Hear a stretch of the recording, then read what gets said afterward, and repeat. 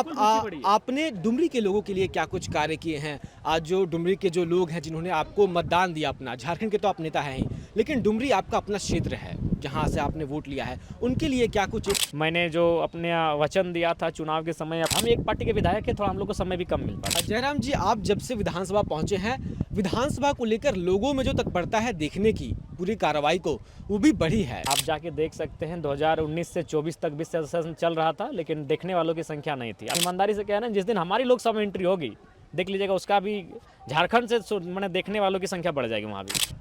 सरकार के 1 साल तो पूरे हो गए, लेकिन इस बार नए विधायक बने, कई विधायकों के भी 1 साल पूरे हो गए। हमारे साथ डुमरी से विधायक जयराम महतो हैं। आपके भी 1 साल हो गए विधायकी के, कैसा एक्सपीरियंस रहा 1 साल में? आपने क्या कुछ प्राप्त किया? आपकी क्या उपलब्धि रही इस 1 साल के बीच में? जी, बहुत कुछ सीखा हमने। संसदीय कार्य प्रणाली क्या है, विधायिका का कार्य क्या है, तो उन सारी चीज़ों को हम लोग सीखें और सीख भी रहे हैं, लगातार सीख रहे हैं। जैसे अभी हम खुद अपने हाथों से जो विधेयक कल प्रस्तुत किया जाएगा, कल नहीं परसों शायद प्रस्तुत किया जाएगा, उस विधेयक का संशोधन देना है। संशोधन हम खुद अपने हाथों से जाके देकर आए कि किस कंडिका में कहाँ क्या सुधार होना है, क्या संशोधन करना है। तो उन चीज़ों को लगातार हम लोग सीख रहे हैं। और दूसरी बात, जहाँ तक 1 वर्ष का अनुभव कहिए, बहुत सारे कार्य हुए मेरे विधानसभा क्षेत्र में। लगभग कई कार्य हुए जो पूर्व में उन जगहों पर कार्य थे ही नहीं। उसके बाद मैंने जो अपने वचन दिया था चुनाव के समय, अपनी निजी सैलरी जो मेरी होगी उसे भी मैं 75% जो विशेषकर जो शिक्षा का क्षेत्र होगा वो मैं डोनेट करने का कार्य करूँगा। उसे भी मैंने लगातार बिल्कुल प्रेस के सामने जानकारी होगी हमने किया। जयराम जी, आप जब से विधानसभा पहुंचे हैं, विधानसभा को लेकर लोगों में जो तत्परता है देखने की पूरी कार्रवाई को, वो भी बढ़ी है।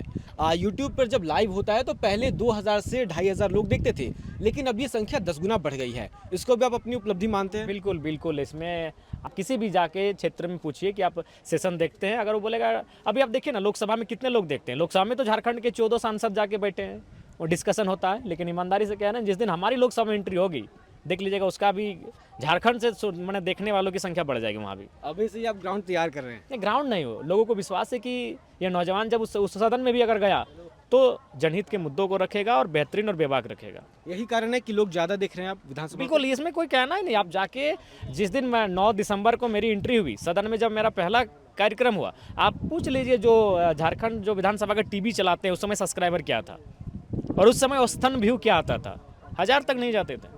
मतलब लोगों की एक रुचि बढ़ी है। हाँ, आपने डुमरी के लोगों के लिए क्या कुछ कार्य किए हैं? आज जो डुमरी के जो लोग हैं जिन्होंने आपको मतदान दिया अपना, झारखंड के तो आप नेता हैं ही, लेकिन डुमरी आपका अपना क्षेत्र है, जहां से आपने वोट लिया है, उनके लिए क्या कुछ 1 साल में आपको उपलब्ध? उनमें बहुत सारे शिक्षा विभाग के कार्य हैं, उनमें बहुत सारे ग्रामीण कार्य विभाग के कार्य हैं, उनमें बहुत सारे कार्य हैं जो डीएमटी के माध्यम से हैं। ऐसे कुल मिलाकर लगभग 300 करोड़ के आसपास के कार्य हुए हैं।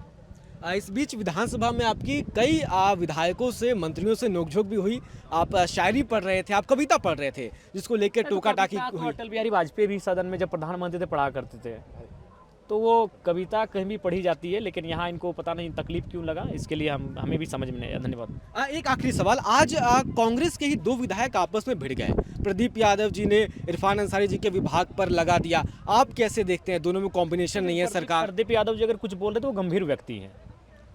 इरफान अंसारी जी दिल के साफ हो सकते हैं, लेकिन गंभीरता के मामले में हम प्रदीप यादव को तवज्जो देंगे। वो गंभीर व्यक्ति है, अगर उन्होंने आरोप लगाया है तो उसमें सच्चाई आप भी कुछ जानकारी इकट्ठा करेंगे इस पर? बहुत सारी जानकारियां हैं, लेकिन चूंकि प्रदीप यादव उस पार्टी के विधायक है जिनके पास 16 विधायक हैं, तो उनका बात का वजन विधानसभा में ज़्यादा है। हम एक पार्टी के विधायक हैं, थोड़ा हम लोग को समय भी कम मिल पाता है। बहुत बहुत शुक्रिया बातचीत के लिए। तो आज जयराम महतो हैं, डुमरी से विधायक है, जेल के पार्टी के इकलौते विधायक है।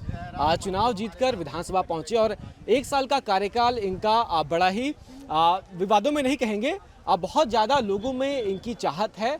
लोग इन्हें देखते हैं विधानसभा में। आप भी खुद जाकर के देख सकते हैं किस तरीके से विधानसभा की जो कार्रवाई रही है इस 1 साल के दरमियान, उसमें इजाफा हुआ है। लोग विधानसभा की कार्रवाई कैसे चलती है, विधायक क्या पक्ष रखते हैं, इन चीज़ों को सुनते हैं, समझते हैं। तो ये इनकी एक उपलब्धि रही है और साथ में पूरे झारखंड विधानसभा की भी उपलब्धि रही है। आप क्या सोचते हैं? क्या जयराम महतो के आने से परिवर्तन आया है झारखंड की राजनीति में? लिख कर ज़रूर बताएं। शुक्रिया।